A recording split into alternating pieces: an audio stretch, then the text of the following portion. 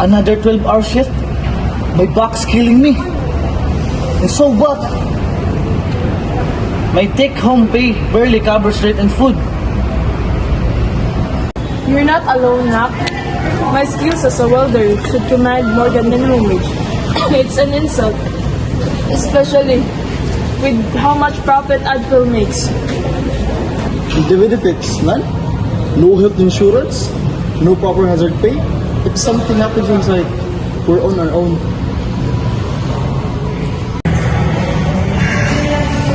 It's the same for us in the office. Even with fixed hours, we often stay late for deadlines with no overtime pay. We're all stretched in here. We've tried talking to Mr. Reyes in HR so many times, but nothing changes.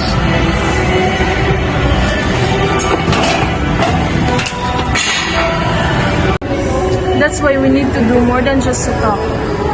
It's not just about us.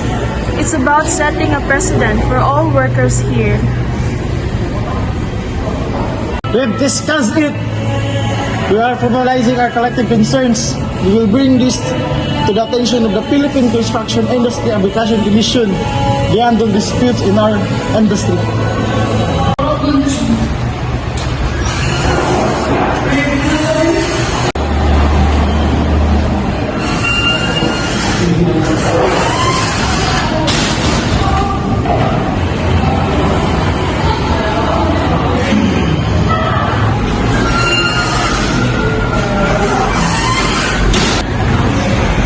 Morning, sir.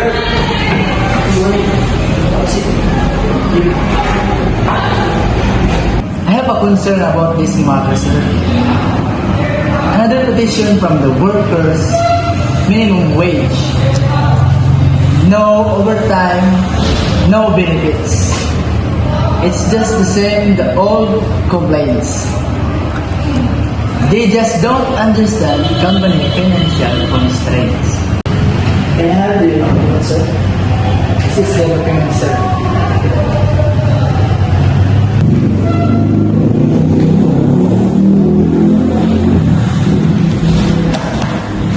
Mr. Reyes, this is not just a complaint. Based on the document presented, they explicitly mention the Philippine Construction Industry Arbitration Commission.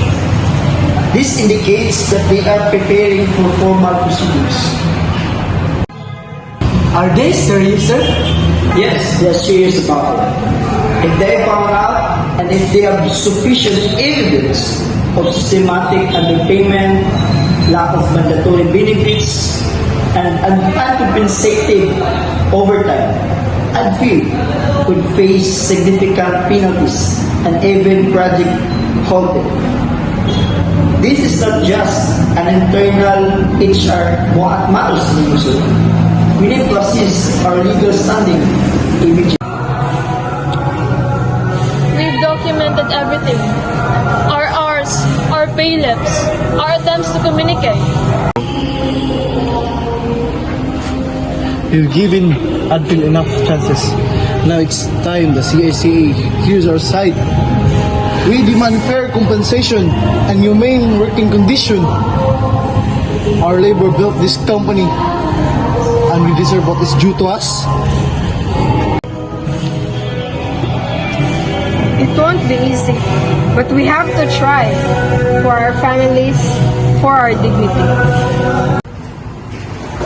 Good morning. I'm here.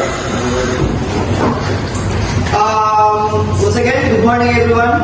Thank you for making your time this morning. As you all know, we've exhausted all internal avenues with Advil management regarding your wages, benefits, and general disregard of your employment programs. Guys, it's been months already. We've tried talking, we've sent letters, nothing. They just keep promising. Things that never materialize.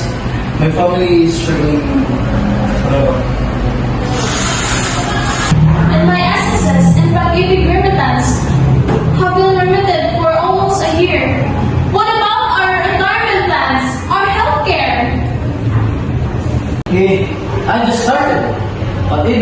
see things are not right. People are losing.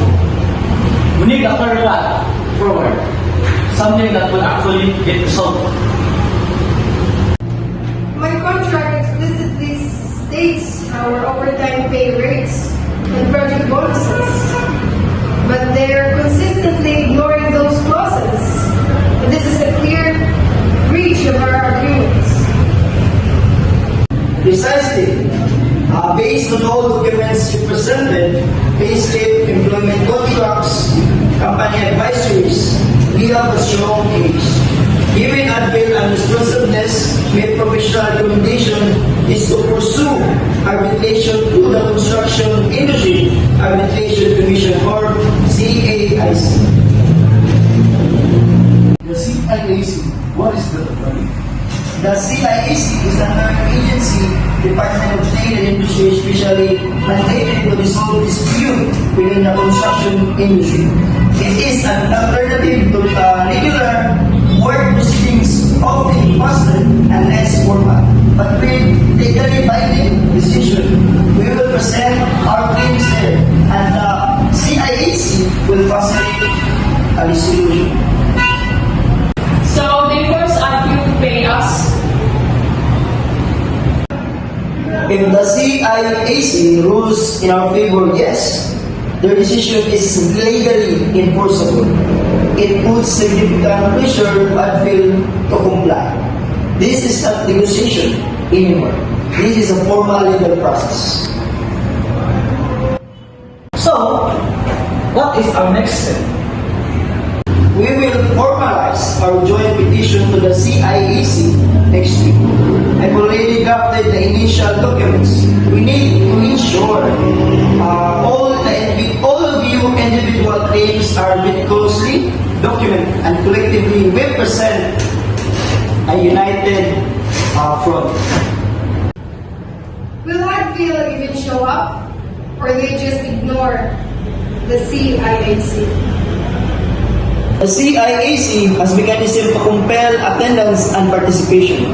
Ignoring a CIAC summons can be serious repercussion for Advil. This a more serious level of engagement to your internal appeals. CIAC? Are you serious taking this to the CIAC? Mr. De La Cruz, we've tried everything else. What choice do we have? What need, what is rightfully ours? We are tired of empty promises. But this is a drastic step. It could damage the company reputation. Can we discuss this further? Mr. De La Cruz, my client have been attempting to discuss further for months with no success. Our intent to approach the CIAC is now firm.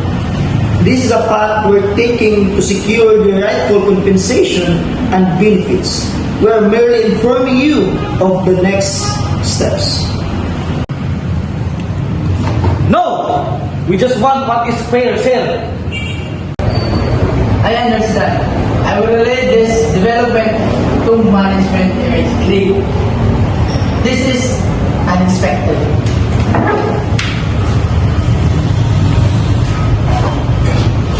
Good. Now, it reaction exactly what CIAC necessary. They know we are serious. We will proceed as planned. I will send you all the detailed list of documents. We need to be formal CIAC filing by the end of today. Any final question before we conclude? No questions, attorney. Thank you for helping us fight for this. Yes, thank you. This feels like real progress. We will see this through. Let's stay focused and united.